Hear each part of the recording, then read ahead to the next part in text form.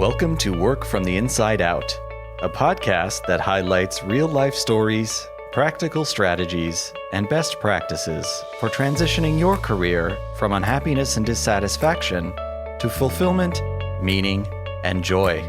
Now here is your host, career and executive coach, Tammy Guler-Loeb. Hey, everybody. I am delighted. In fact, I am double delighted today to introduce my guest because he is a very dear friend who I've known since I'm very young. And his name is Scot Safon. Scot is a media, marketing, and branding consultant whose clients range from global blue-chip brands to not-for-profits. He advises C-suite decision makers on strategic communications to launch products, address crises, and explain policies. His focus? Helping clients find the right words to support their initiatives. Scot has served as Chief Marketing Officer or Head of Marketing for a number of major media brands across a 40-year career. That's now you know I've known him a long time, including CNN, The Weather Channel, TNT, and Motor Trend. He also was the Executive Vice President, General Manager of CNN's HLN network. That's Headline News. His consulting clients have included Ford, HBO Max, Showtime, the Scripps Network, the Grand Ole Opry, and New America. He is a consulting associate with agencies Civic Entertainment and Cultique. Scot received his BA from the University of Virginia and his MBA from Cornell University. Please join me in welcoming my dear friend, Scot Safon. Welcome, Scot. Thank you, Tammy. I'm honored to be here. Well, I am really excited to have you here. It's a long time coming. And as you know, on Work from the Inside Out, we love to begin at the beginning. So take us back to some of those formative years and tell us how they may or may not have informed where you are today. So I was born and raised in Bayshore, New York, which is a small town on Suffolk County, Long Island, the eastern end of Long Island. Same community that you grew up in. That's right. And I know you had this conversation with Chris Seeger, another colleague of ours from Bayshore, a couple of episodes ago. And it was a very unique town in that there were all levels of it was a very diverse community, economically, culturally, racially, religiously. I mean, it was a really interesting cross-section of American life. Mm-hmm. And I really benefited from that. I grew up in a very working class neighborhood. My dad was an accountant who worked for Avis Rent-A-Car. My mom had a part-time job at the local Macy's. She was a retail worker. And I lived in a neighborhood of people who had jobs like, they were in law enforcement or they were working, at Grumman Aerospace but they was very much working class, a lot of union members in our neighborhood. So I was very aware of the role of work in people's lives and how hard people worked, and the fact that it was, work was something that that took up a lot of your life, but didn't become your whole definition of life. I mean, people really cared about their family lives too, and so that was a big influence on me when I was a little kid. But the other side of me was also always very, very, very fascinated by the media, although we didn't use the word media back then in the 60s. You would have said, what do you really like? What do you pay attention to? I'd be like, movies and television and newspapers and magazines. And I did. I liked and radio.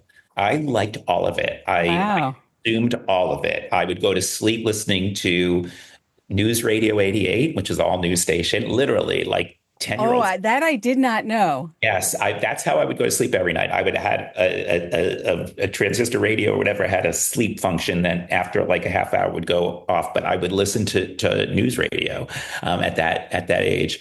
And I read the newspaper every day. I delivered newspapers as a delivery boy.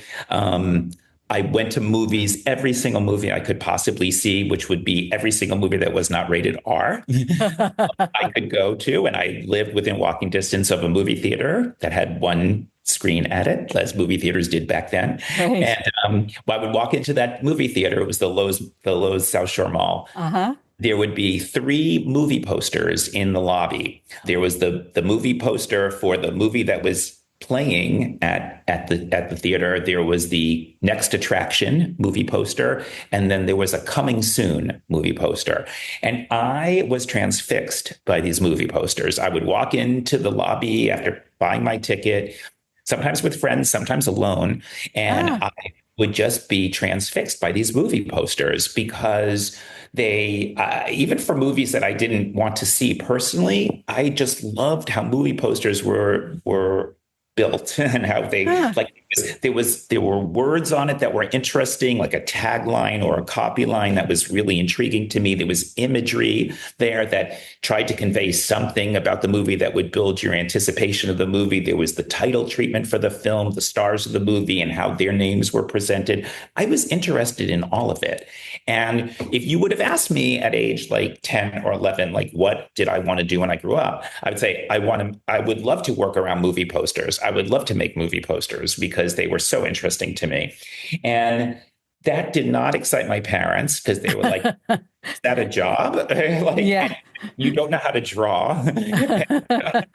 So how would you do this? And I was like, well, don't worry. I'll just be like a lawyer or something and work at a place that makes movie posters. What I was thinking. But what it sparked in me was I literally loved like that world of advertising and media and storytelling, words and images and pictures. And I was like, oh, I hope I can do that someday. And also growing up about an hour and 15 minutes outside of New York City, with Manhattan on the horizon. Right. Anytime I could go into the city, anytime I could. And as I got older, I had more the wherewithal to get on the train and go into the city, go to see a Broadway show by getting like a half price ticket or something. And I just was like, God, I want to be in the world of media and storytellers and advertising people and that. And then I'll never forget when the movie Kramer versus Kramer came out.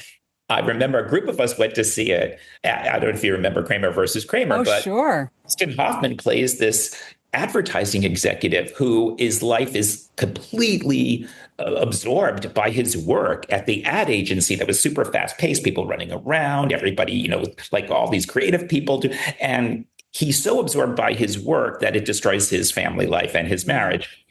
And obviously he has a change of heart and sort of reorients himself. But we come out of the movie and I'm like, I want that job. The total wrong message to get from Kramer. That was the message I took, which was, wow, there are jobs like that are that exciting, that deal with everything that I'm interested in. So anyway, I thought maybe I'll one day go into advertising. But meanwhile, while I was at Bayshore High School with you and Bayshore Junior High School, I did everything possible to, no matter what I was taking in terms of my classroom classes, and I had great teachers and I loved my classes, but I really loved the stuff I did after school because that was media stuff. I was working on the Maroon Echo, which is the student newspaper. I was in the drama club, which was, doing theater. Mm-hmm. And I really felt as I was doing all of that was my exposure to things that were closer to what I was hoping to be part of when I was in the world as a, working in the world. When I after high school, I went to the University of Virginia. I studied history and economics, thinking, I guess the way to get to the media world is going to ultimately be through becoming a lawyer for a media company. I don't know what I was thinking, but I was thinking like that might be the only way possible because I didn't really have quote unquote talent. But after, as much as I enjoyed all of my classes, after, the outside of classroom stuff, was I just had to touch the media. I had to be involved in it in any way, shape, or form possible. So I volunteered for the public radio station, which was this radio station that was public radio. And I volunteered for that one versus the commercial radio one, because the public radio one had like nobody interested in actually, doing anything that involved, serious work. I was like, wait, there's a real opportunity there. Like, this is like, for people who are more like casual about this, and I'm serious about it. So maybe there's a real opportunity to do stuff there. And it was true. Like, by the second year, I was on the board of directors of it, and I was running news and information for it and everything. And I got to touch everything. I mean, wow. Really exciting. So while I was at Virginia, I was very active in WTJU, which was the public radio station. It was Central Virginia's main public radio station too, which was kind of interesting. And I got to do reporting too. I covered a couple of presidential elections as a student. Wow. And stuff. Yeah, but it was just because, again, it was anything to get close to the media. And I'm curious about something. I'm going to interrupt you for a moment. It just occurred to me just now. Here you are. You grew up near New York City. Exciting. I was, before we graduated high school, every time I had, let's say $25 in my pocket, which at the time was a lot of money, but it was enough to get on the train, go into the city, get a half price ticket, and get a bite to eat. Yeah. And get home. Right. Yeah. And that to me was the reward of all rewards, to be able to do that. And I used to do that. And here you are going to UVA, right?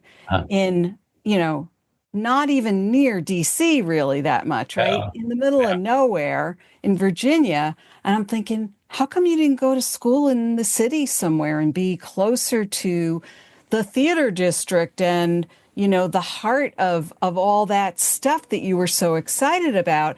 And I'm hearing this other sort of theme of, well, I'm sure, the messages you were getting from your parents, right? Got to come up with that sort of solid job line. Like, well, I got to, and I'm not being critical of them at all. I mean, our parents grew up during the Depression. There was that whole theme of, just be happy you have a job and a roof over your head. And, as you said, you grew up in a working class, working neighborhood where people were much more practical, right? So there's that part of you that really had that very practical message, right? Mm-hmm. And so you studied history and economics, but there was this part of you that wanted to be, Dustin Hoffman from Kramer versus Kramer, right? Yeah. So it's a good thing to ask me about, though, because my college, the decision about college was such that there was also a part of me that was, first of all, I was I'm still a complete history nerd. And so I've talked a lot about my love of media, but I especially love media and storytelling that talks about history.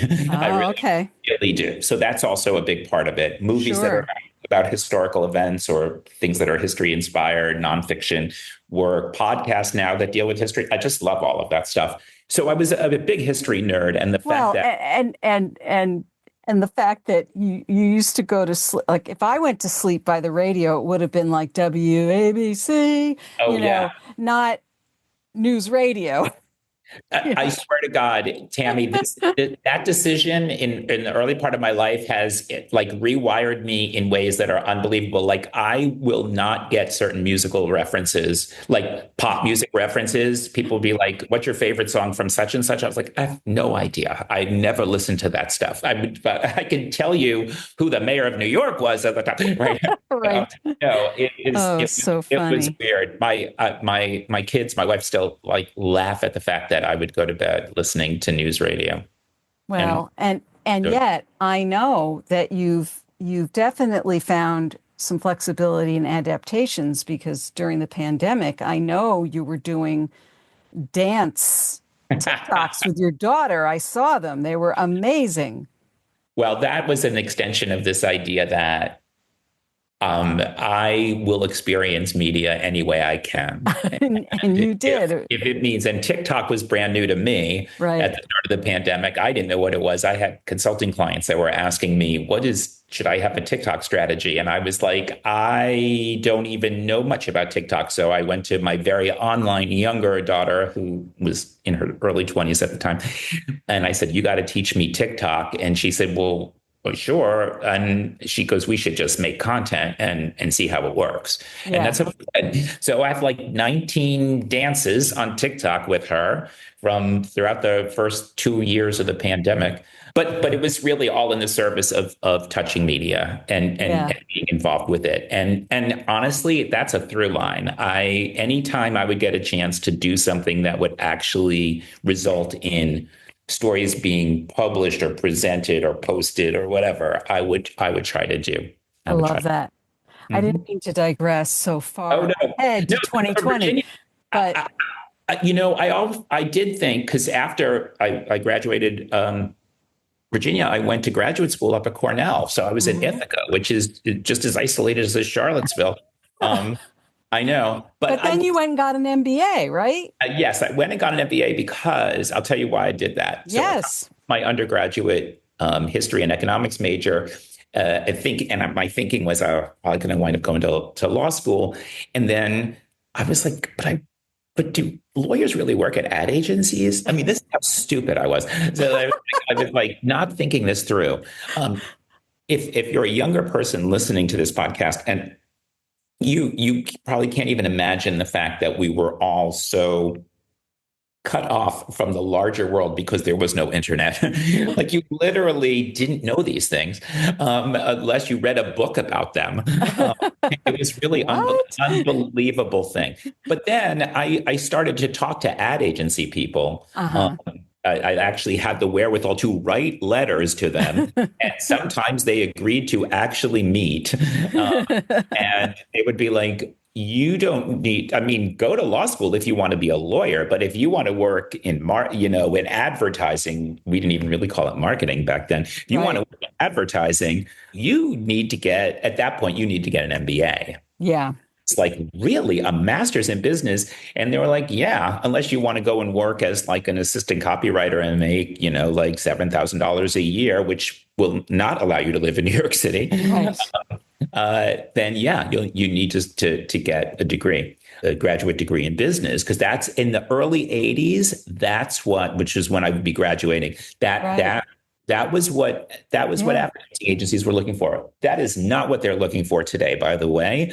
So the MBA is not the same kind of degree. No, but so I went and got an MBA, and Cornell accepted me, which I think the reason they accepted me, because it was unusual to accept somebody right out of college, but they did because of all my media experience and being pretty, responsible for the public media, public radio station. Everything was sort of the equivalent of job experience to them, work experience. So they accepted me, and I went to graduate business school, and I studied both marketing and finance because I kind of like them both equally. But again, up at Cornell, the first thing I did was sort of gravitate to an after-school activity that was close to what I want to do. And this one was great. Cornell had a student film series programmed by students. So once a week, there was a film that was shown in one of the theaters there. And I raised my hand as soon as I got there to work on the programming committee. And then after the first semester, they were like, do you want to run the programming committee? I was like, yes. No one wanted to do that. I thought you'd never ask. But I was like, of course I do. I'm going to get to pick the movies that we show over this like 12-week season of films. Yeah. And they go, all you have to do is make sure that we, sell as many tickets as possible. So I was like, oh, that's interesting. So that was a business. Then it was suddenly I saw the business side of it. It wasn't just curating a 12-week film festival film series. It was like, I had to sell the tickets. And so how to curate a festival or a series that people would want to buy the series ticket. Right. which I think cost $10 to go to all 12 films. Oh, really? Yeah, I think it was that. I think, and that wasn't like special pricing or anything. That was like the going rate. But it was either like you could go buy $1 ticket each week ago, or you could get the 12 films for $10. And so actually, I mean, I'll share a little story here. Yeah. I suddenly had like, it was sort of a powerful thing. Like I would get to pick, and there was an administrator at Cornell who could help me get could book the films and everything. And there was a movie that had come out in, this was 1982, 83 at this point, a film that had been released in the US a few years prior to that, called In the Realm of the Senses. It was a Japanese film, and it was kind of a notorious Japanese film made by Oshima, this great Japanese director, but it was seized by US Customs and declared obscene. It was a very explicit film about a kind of a love relationship that had it was notorious. It led to a notorious crime in Japan's history. Brilliant movie, a really stunning movie, but very explicit. And so it was seized by US authorities. And then it was released. And I had seen it. I'd seen it as an undergraduate, and I was like, wow, it was a very, very provocative movie, and it had scandal associated with it, and it was a crime story also. Yeah. And so I made that the opening night of my series, and you could not go unless you bought the season. And we sold out. And so like the people running like the Cornell film program were like, how did you do that? And I was like, I actually don't want to tell you but basically I used crime and scandal and sex basically to sort of sell out the whole series. And the rest of the series was like, a lot of Eastern European movies that I wanted to see, and a lot of Italian neo-realist films, and, like all the like stuff that I love. And I did it, but it taught me like so many lessons about business and marketing and programming and people's relationships with content. And everything I learned from that little experience, I used in my career. That's amazing. Directly in my career. Wow. So, coming out of Cornell, I went to, I applied to jobs at ad agencies, and I got a job offer at an ad agency called Benton and Bowles. If you're a fan of Mad Men, Benton and Bowles gets mentioned a lot because it was one of the big conservative agencies. Even 20 years after Mad Men was set, it was still around. It had a lot of very traditional consumer packaged goods brands. I got hired as the assistant account executive on Pepto-Bismol. I have to say that I remember like being thrilled, and people be like, oh, but you kind of want to work in media and everything. I was like, well, Pepto-Bismol, like it's a big brand and everybody has it in their house and it's exciting. And sure enough, my very, very first day of work, my boss was like, oh, I want you can head down to the Village down on Cornelia Street in the West Village. We're shooting a commercial there. I'm like, I get to go to a commercial shoot on my first day of work? And they're like, yeah, just don't interrupt anything, but you can stand around and watch it and see. And so that's just started. And I worked on Pepto-Bismol for like a year and a half and got promoted within that. And was while we were introducing Pepto-Bismol tablets, which was really a big deal. And then I was promoted onto Gravy Train dog food. The glamour just continued. I didn't know that. I knew you had done some other products, but I wasn't familiar with that Pepto, one. and then Gravy Train, and then I got another promotion eventually, and it was on Pampers. That's right. I remember that. Pampers was a very, very big account to get on. It was a gigantic brand.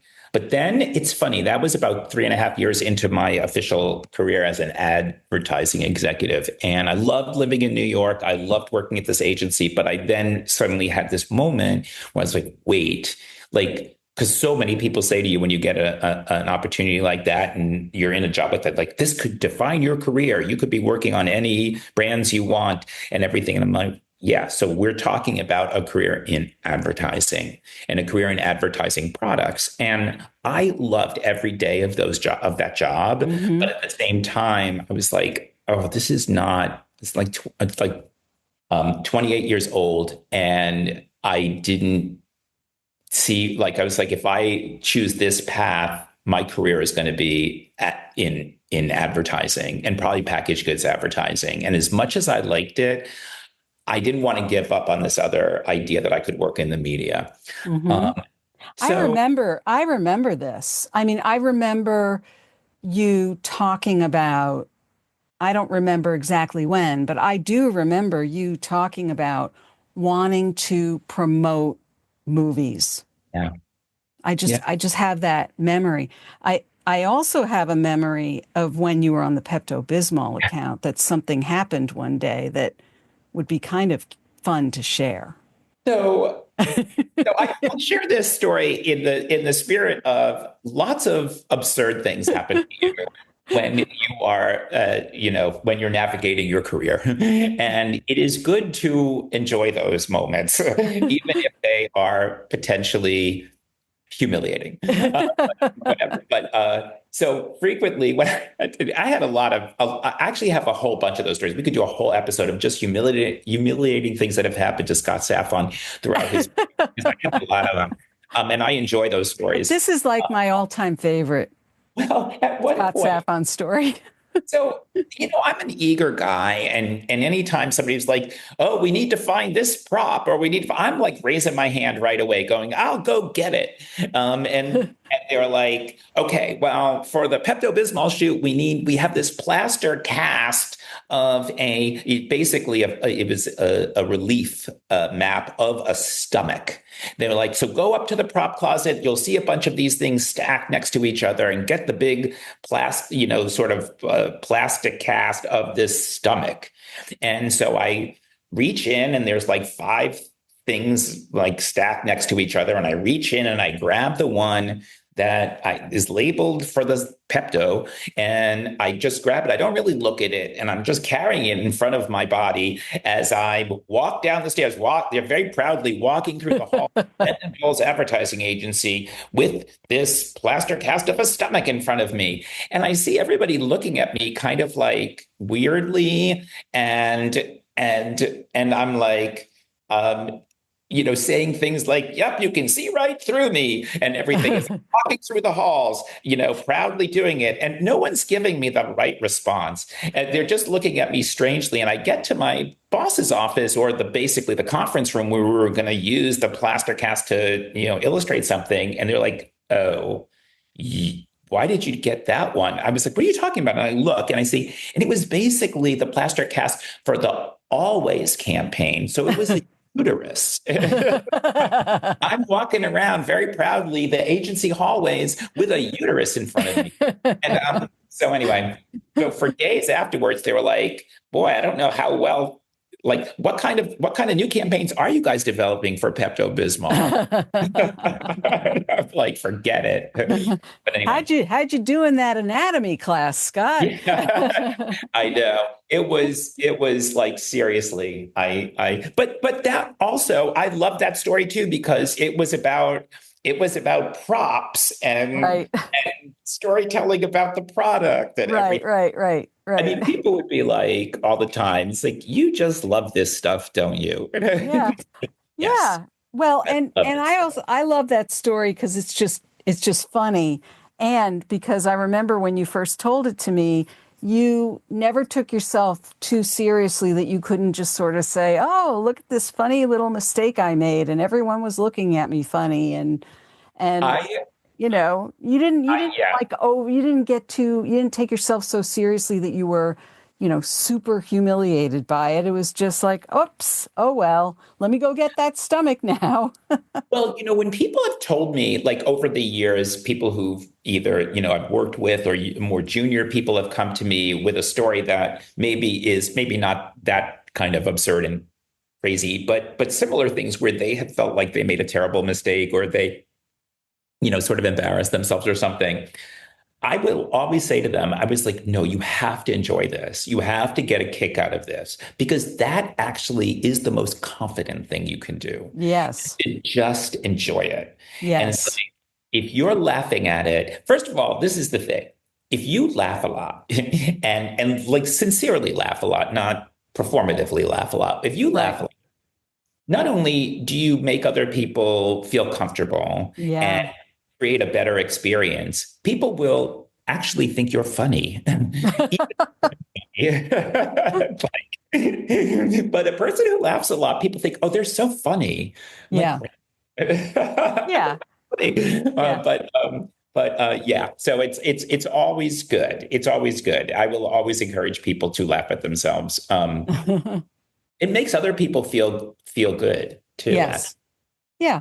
Yeah. It makes making mistakes like that just human and okay, and you Mhm. move on from it. It's not a big deal. And I think it creates a much better work environment overall. I'm sure It really you were does. you were a part of making, what could be a very intense place at times just that much more enjoyable. So, with an increased attention to office culture these Yes. um, that's very important, I think, for people who are in charge of creating office culture, especially people who are running those Yeah. organizations at every level, is to create a culture where mistakes can be treated as either learning opportunities or growth opportunities or fun opportunities, Right. Or all the above, right? or all of the above would be Right. ideal.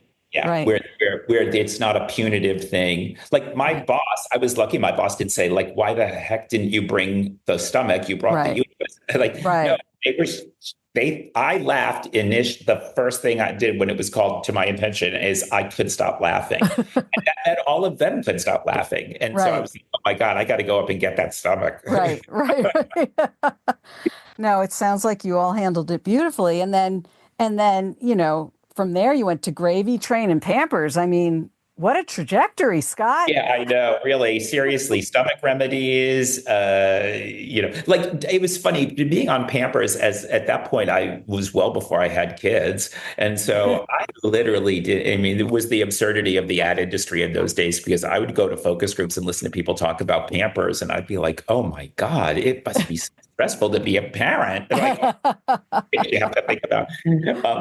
But eventually, when I was on Pampers when I was lucky enough to, I told everybody, by the way, this maybe is another thing that to take note of.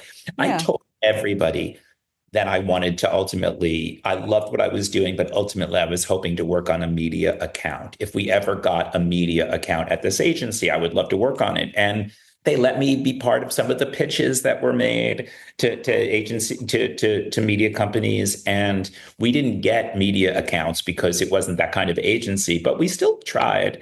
Oh. And then somebody from a colleague of mine from the agency actually went to another agency and they Oh. got the CBS television account and they Mm. called me right away. They were like, you said you wanted to work on a media account. Are you interested in working on the CBS television account? I was like, yes. Yes. Yes. Like, if you'll have me, I'm coming. And Yeah. I went through the interview process and I got that job. And so I went to another agency. First time I changed jobs after like 3.5 years Uh-huh. and went to another big agency, Bates, and they had gotten the CBS television account. And I was on the sort of was running the account on the East Coast. So I Oh. worked on uh, the CBS News and CBS Sports Ah. and CBS International. Oh, And wow.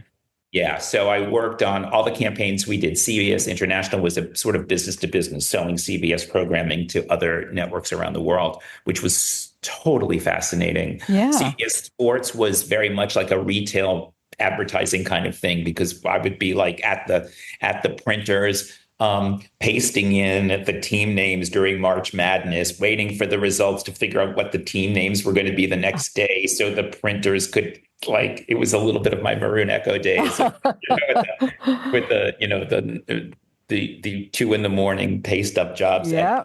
But I did all of that stuff, and then CBS News was And remember, this was the late 80s and around 1990 to Right. Yeah. 87 to 91. I did this, and it was a golden age for CBS News and CBS Sports. CBS Sports Mm. had every major franchise in America was on CBS. I did PGA ads, I did NASCAR ads, I did NBA ads, March Madness ads, Major League Baseball ads, the Wow. Olympics.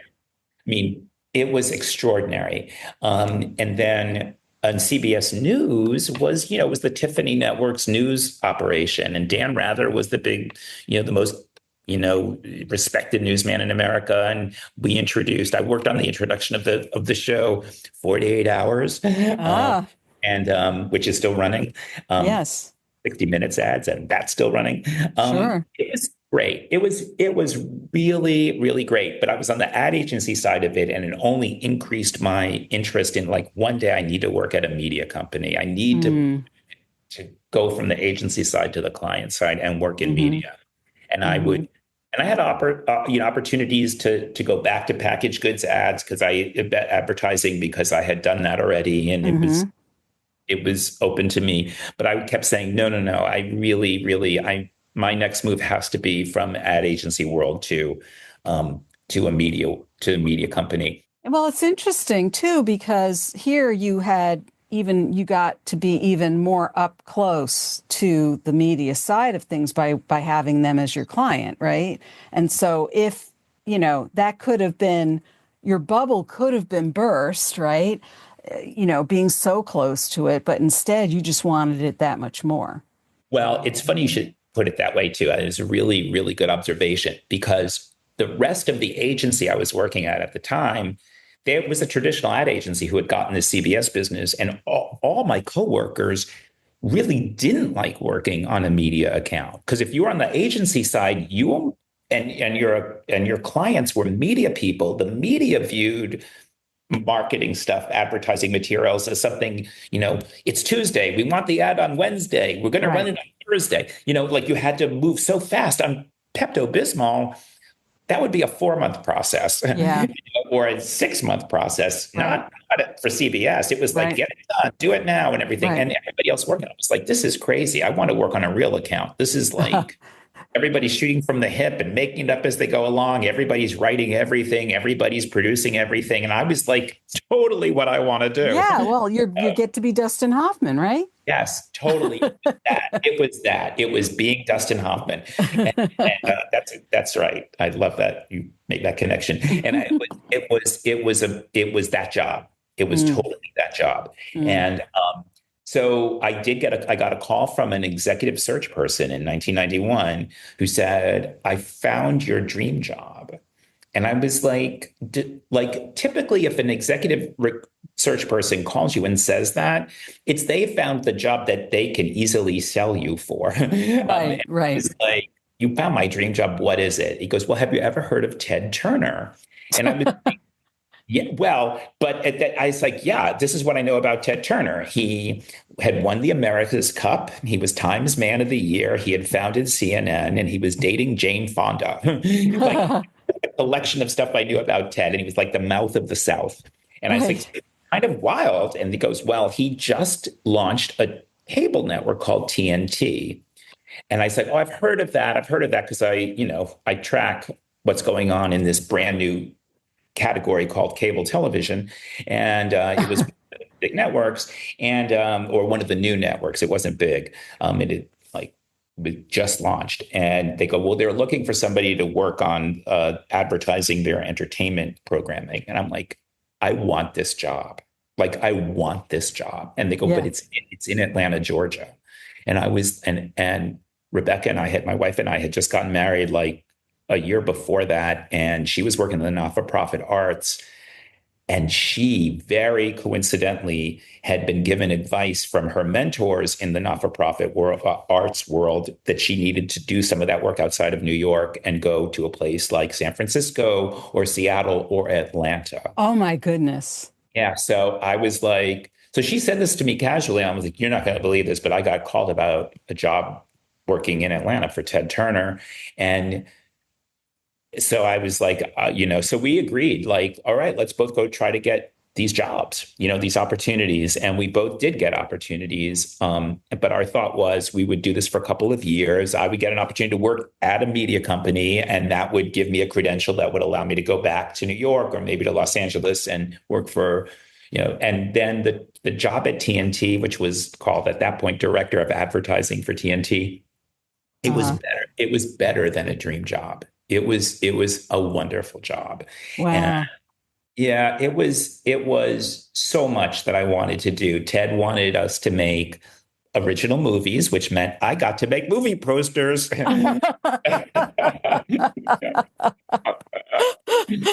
So that was awesome. I love that. That's great. So I got to make a lot of movie posters. In 11 years, I got to make like 125 movie posters.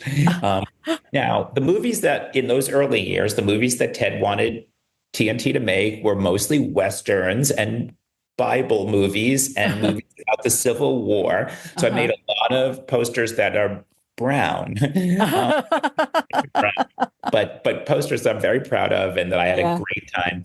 I eventually took over all of the marketing for TNT. So I was also marketing the sports stuff, and we were doing music concerts, and we were doing like kind of premieres of theatrical movies on television. And it was from 1991 to 2002 that I did this, and I ran marketing for TNT.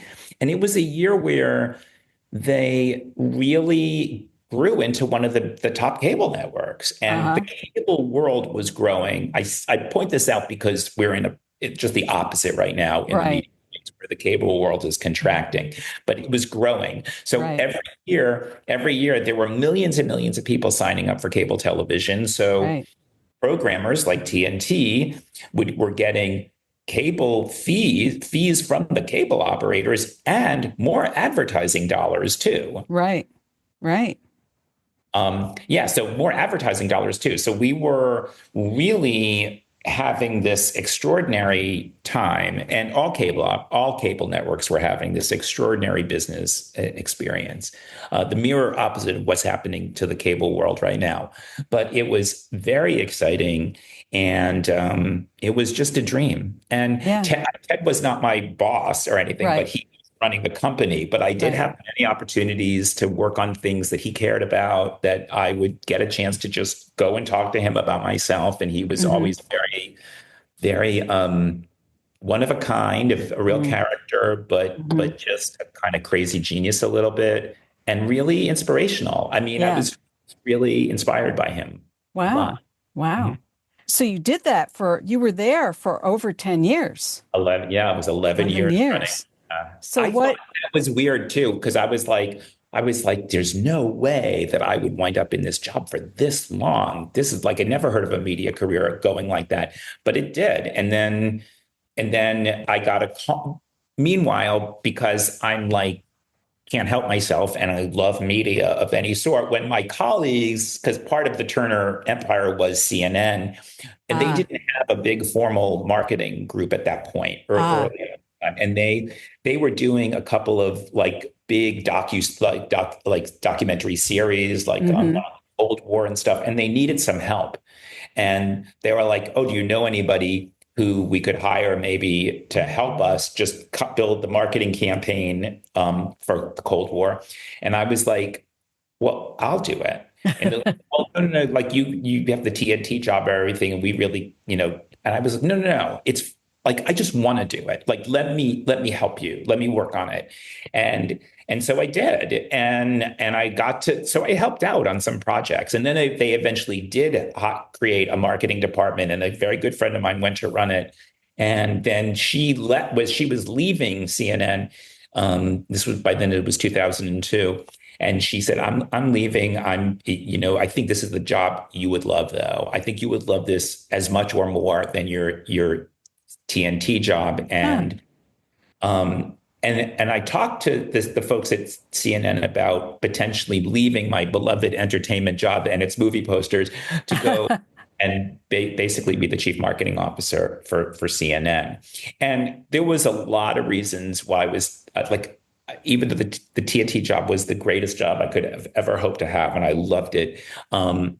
There were things about this CNN opportunity that were really amazing. First of all, This was 2002. So it was Right. 1 year after 9/11. Yeah. And this was the moment when the president of the United States, which was George W. Bush, was basically saying, we're going to go to war. We're going to invade Iraq.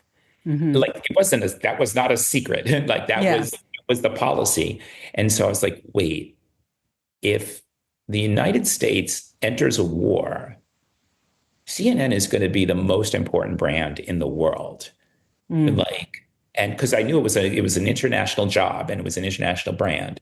So I would have staff in other countries. I would have control of the marketing and promotion of all the CNN brands everywhere. And it was an important moment in history. Right. And the other thing is that the world of like digital platforms were just like digital was people had the internet, but they didn't have broadband yet. So they really weren't watching video on their computer screens yet. And they didn't have laptops. They had desktops. Wow. But CNN was already a very big deal in digital and knew it had to be. And I was fighting that fight at TNT all the time that we needed to be more digitally focused. And they were like, well, it's fine for promotion, but no one's ever going to watch programming on a computer. Oh, right. Yeah, I get it. Never mind. We didn't even think about a phone. But anyway, so I said, this is too good an opportunity. So I took that job at CNN, and the CNN, I stayed as the chief marketing officer for CNN from 2002 to 2010. Wow. And 8 years at that job. And that was the most exhilarating thing I've ever had a chance to do. Probably be, as I take stock of the career, that was probably the most exhilarating thing I'll ever get a chance to do, because so much happened. And from 2002 to 2010, I mean, there were presidential elections, including the election of Barack Obama, which brought a whole new audience of younger people suddenly interested in the news, and the rise of band that made our business flourish on every device. And then the rise of social media, where news is instantly a coin of the realm right away. Right. So I had an opportunity to be kind of at the forefront of this kind of media revolution as CNN and all around the world. Right. And it was just a whole bunch of exciting things happening all the time. I had to be constantly learning and constantly experiencing and constantly hiring, because we were like, oh my God, we need experts in this, and we need oh my God, I need people in London, and I need people in, like, we were constantly thinking about how to respond to opportunity and almost the imperative that we had as a news organization all around the world that really wanted to be essential to people. Yeah. And then, I think the big inflection point for the brand was Hurricane Katrina and the aftermath of Katrina in 2005. Because we saw that people were, it was a catastrophe, and so many people wanted to offer help or request help, everything. And it was before social media had really started. So they were using the comments section of CNN.com. Oh. Like, people were posting requests for help, and we're like, hold it. Like, we have got to figure out how people are going to connect with each other in a more meaningful, action-oriented way. Yeah. Like this. And so we were like standing up little things like CNN Impact Your World, which still exists now as CNN Impact. And we were just doing stuff left and right to try to figure it out. But we were like, oh my God, as technology starts to catch up with what people really want to do and connect with each other, this is going to be a completely different media like ecosystem. So interesting. I'm trying to fill in some of the blanks in my head when you're saying, here we were, 2005, Hurricane Katrina, and social media was still kind of coming of age, so to speak, right? Yeah, Facebook started in 2004, just the year before. It was still like in colleges. And so I'm thinking it feels, here we are in 2024, and I'm thinking it feels like social media has been so pervasive for so long, and yet, you were, leading, an organization internationally through all these tremendous shifts and changes, and having to just, really adapt and go with the flow, and not even really knowing, in some ways, I feel like I'm still learning now. Yeah. What are the most effective things to use and to do, and how do you measure what's effectively getting the message out? And I think it is always changing, right? I mean, there was and things that were effective before aren't effective now, and but may be effective again. And remember, the other thing that was different in 2005, there were no smartphones. I mean, people didn't have phones like that yet, so there weren't apps or so these were just websites that were Twitter was a website. Wow. And so that also changed. And then when smartphones came into play, like 2008, 2009, 2010, wow. and all of these things got adopted much faster than anyone expected. Yeah. And because of that, it became, all of this technology became very pervasive, very fast. And the more people had it, the more other people wanted it. Sure. And the more people used it, the more other people used it. And then it changed the way we lived. It changed the way we communicated. It changed the way we consumed everything. It eventually changed the way we bought and sold things, and all of this. And this is even before the pandemic wildly accelerated all the rest of it for everybody else. So this space of, I was witnessing through that lens of the news consumers, basically. But, so in 2010, to just continue this crazy story, in 2010, I had the opportunity to move from the CMO job, which I had done. I told them, eventually I really wanted a different type of job. Yeah. And they were like, well, how would you like to run HLN, which used to be headline news, and they had turned it into HLN to get beyond the headline, every 30 minutes. Right.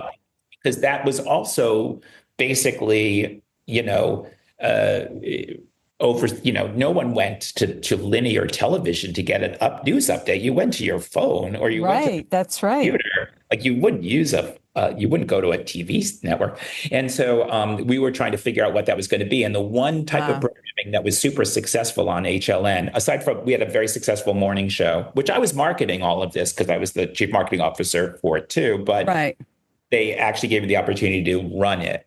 Aside from the big successful morning show, Morning Express with Robin Meade, was our crime coverage. And we had a big hit show, was Nancy Grace's show in the evening. That's right. Yeah. And she was just doing an extraordinary job. And you could see right away, oh my God, crime. People are really, really into those stories. And we knew they were into things like Law and Order and stuff like that.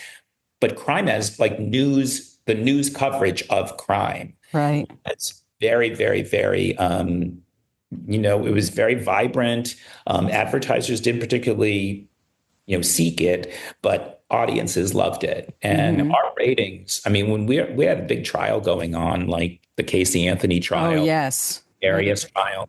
We had ratings that were among the largest in television because they were just, people were watching it. Yeah. So that was 3 years of my life running that. And it was not a marketing job. And I ultimately missed marketing and wanted to go back to marketing, but I loved well, what a great opportunity just to even shift gears for a little while and do something different. And you still got to use, the one thing we haven't even gotten into at all that much is I'm also thinking about all the, all the various methodologies, technologies that you were learning at such a rapid pace and learning to use, but also you were leading a big organization through all of this, all the ways in which you had to manage people and manage an organization and keep an infrastructure continually evolving through all these changes as you did all of this is no small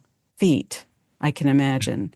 Well, I was very lucky as a well supported by a great organization and had great people working for me.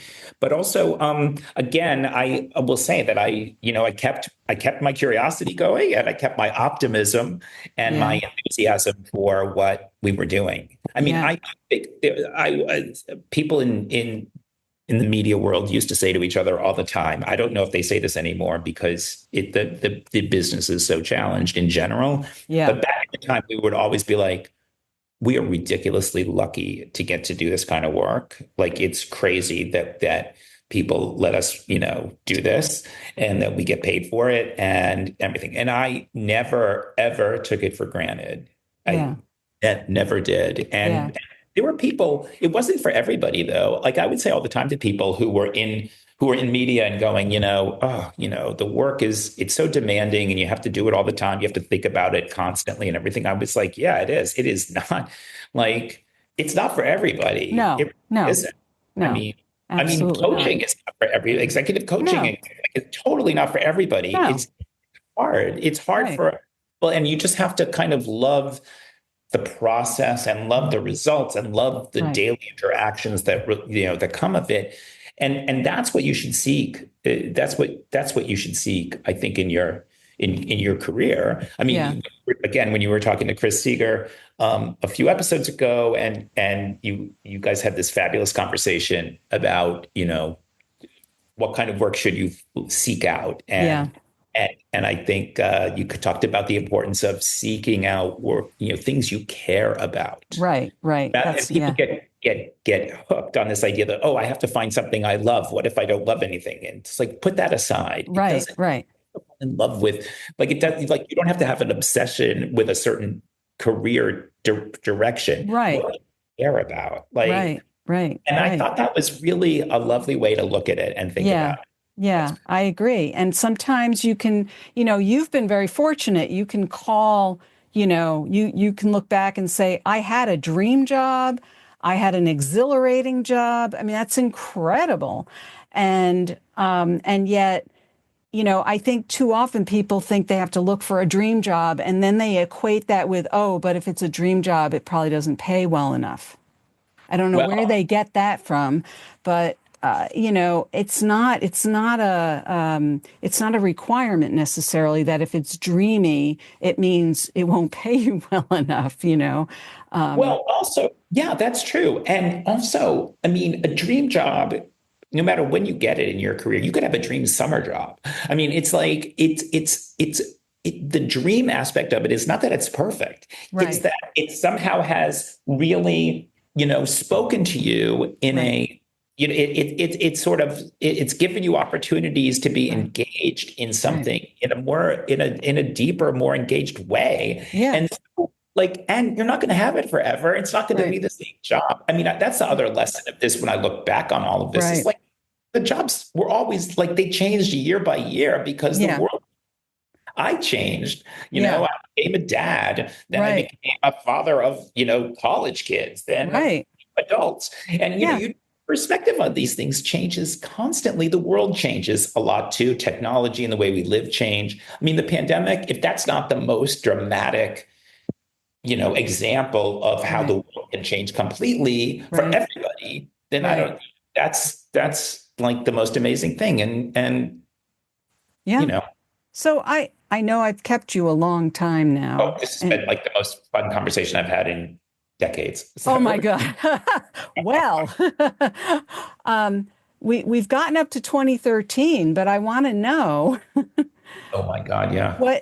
So I know after you left HLN, where did you go from there? So I left, those senior jobs at Turner were all moving to New York or LA. My kids were still in high school. I took a job opportunity over at the Weather Channel to be there. That's right. That's right. Yeah. So I went to the Weather Channel for a few years.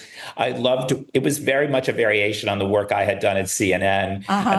It's also very tech forward, but they were in the, I got there. I loved working on it. We revamped the whole look and presentation of all of that data, which was really a new kind of experience for me to really worry about, television presentation, just how information was presented on a television screen. And that was also part of my job.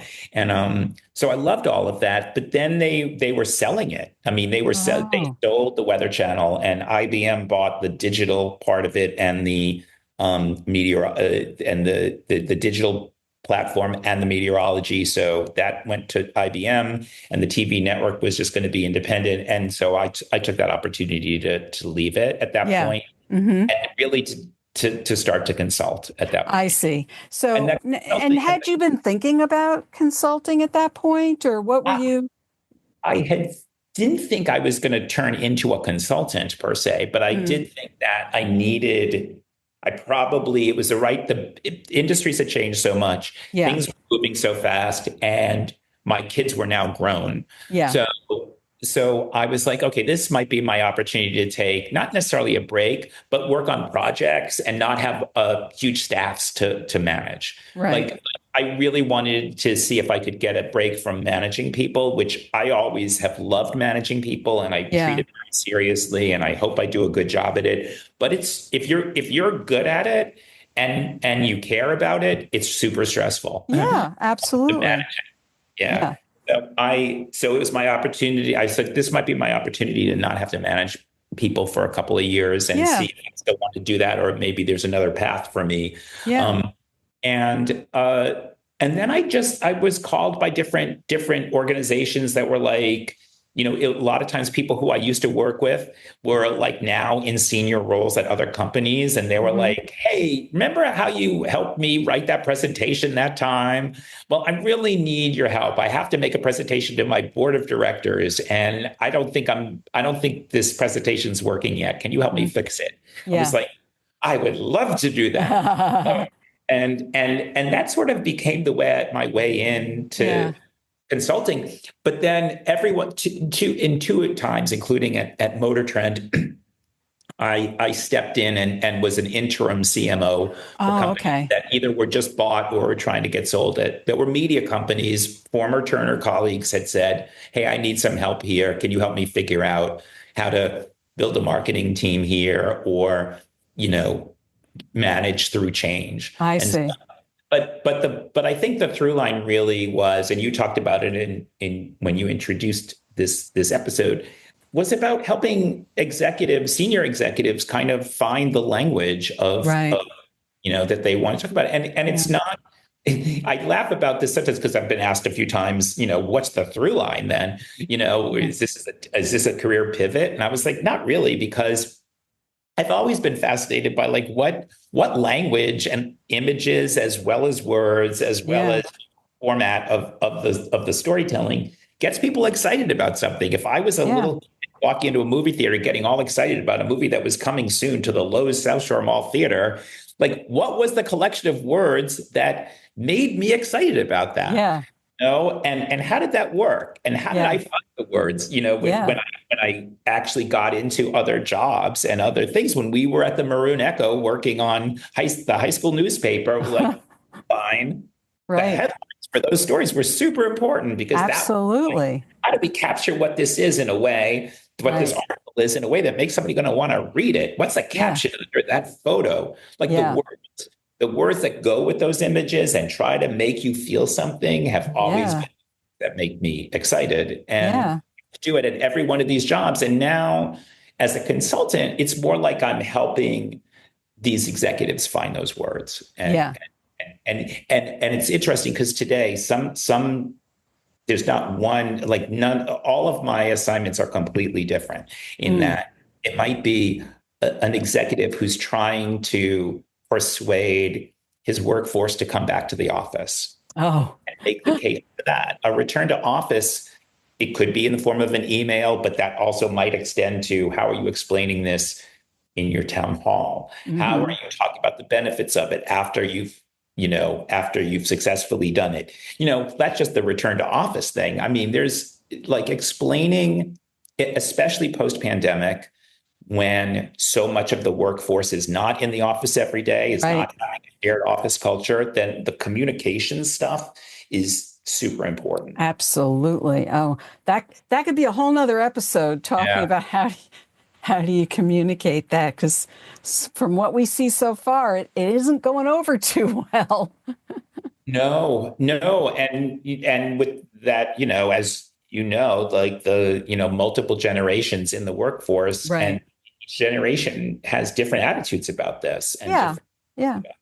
Yeah. So needless to say, Scott, there's still a lot more work for you to do. There's definitely like people.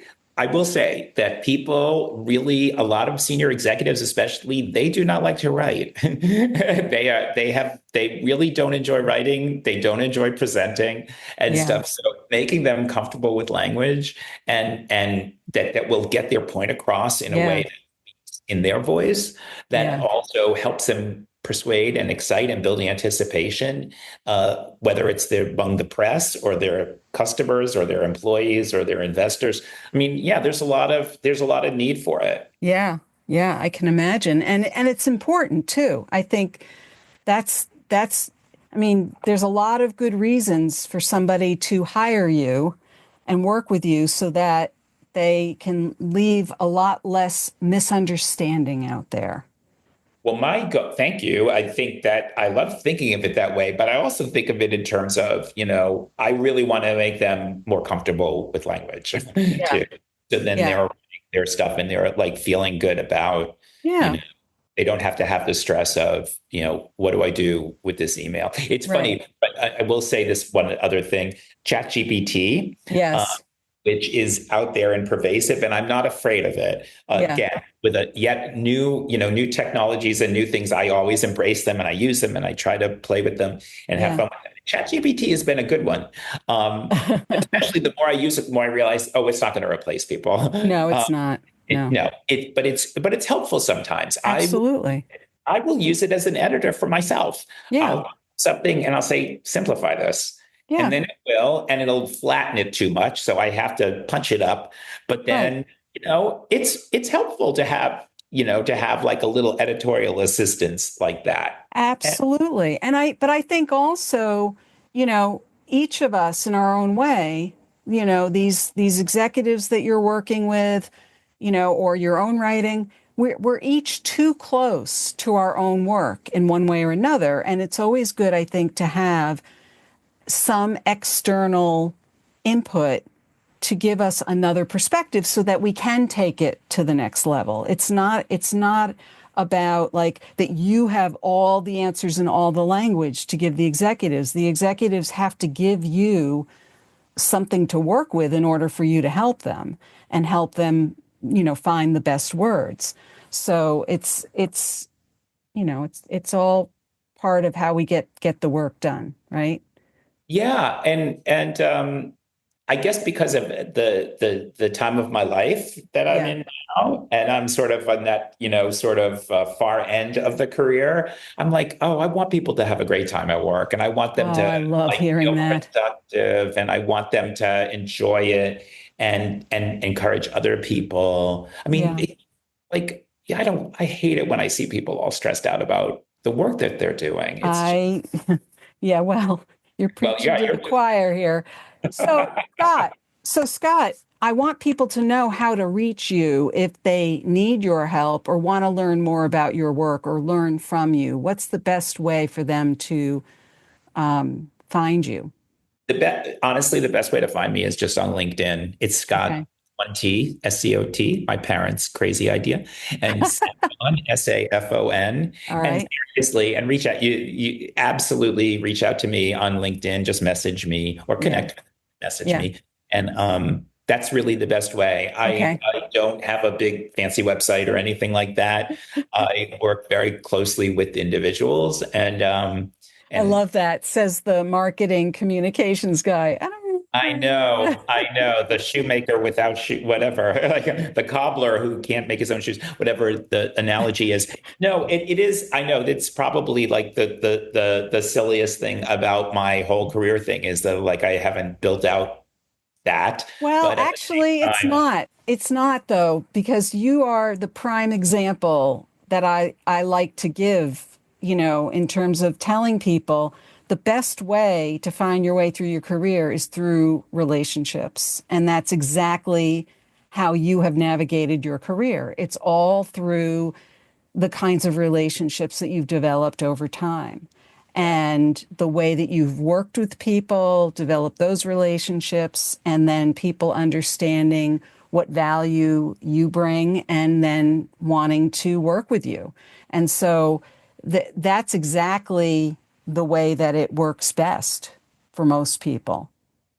Yeah, I mean, I think that one of the things that I worry about for younger people or people earlier in their careers, I should say, that aren't going to offices every day is that, I do think that it's harder to build those kind of relationships when it's just a Zoom relation, when it's purely a Zoom relationship. Yeah, I think it is more challenging.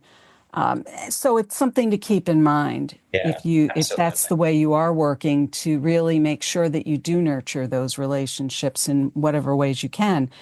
And so wanting to take advantage of your generosity here for one more moment, Scott, and ask you, there are people listening here who really want to figure out what's next for them and how to navigate that. What would be a key piece of advice you might give to somebody who is trying to figure out what's next for them, or what steps they might take to take those next steps?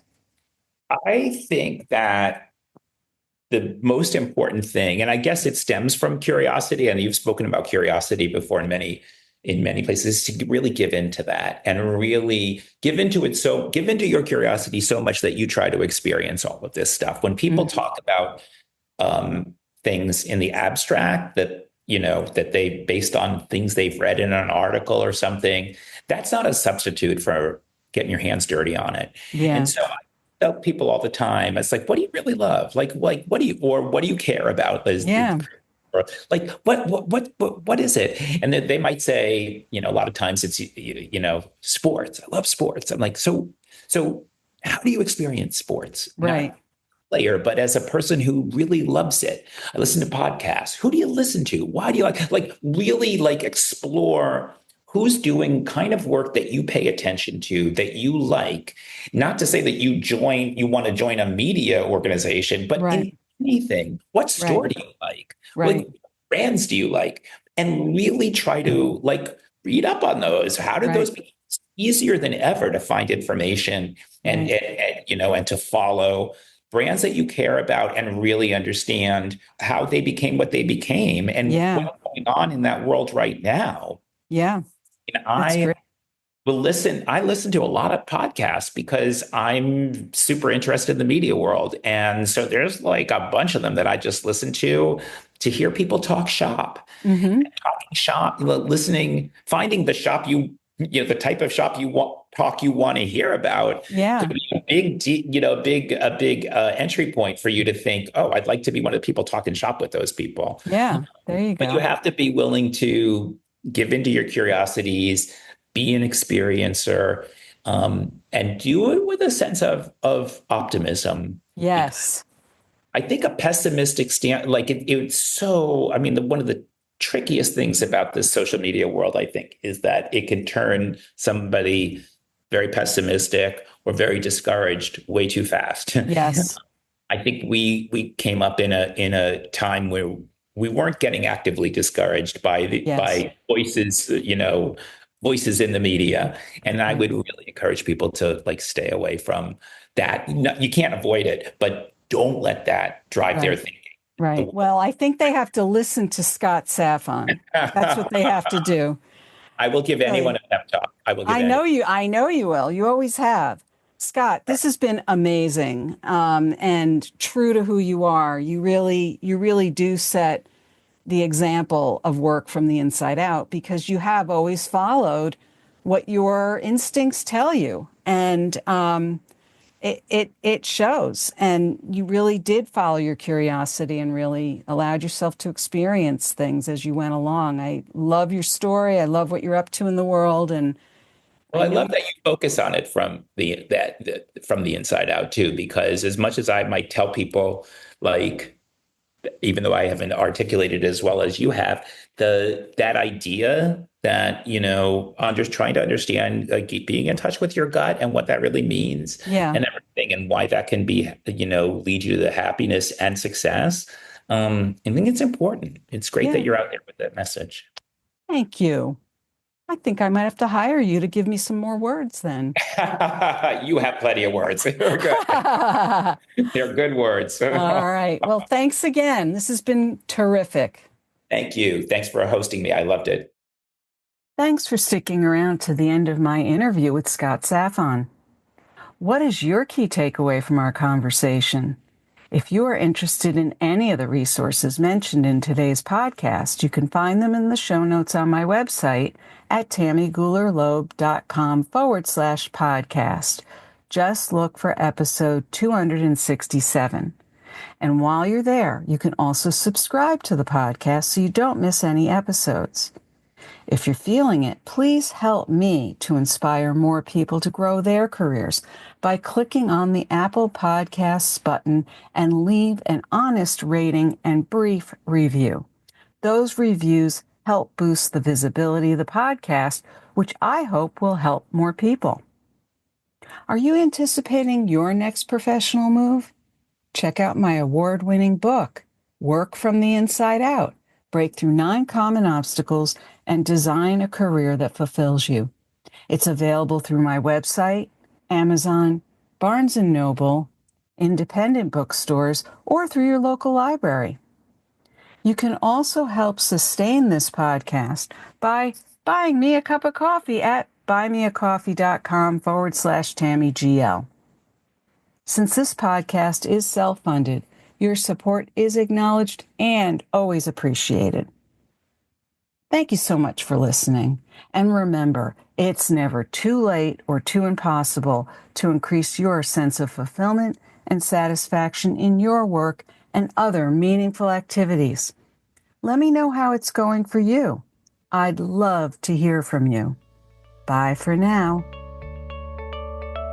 Thank you for listening to the Work from the Inside Out podcast.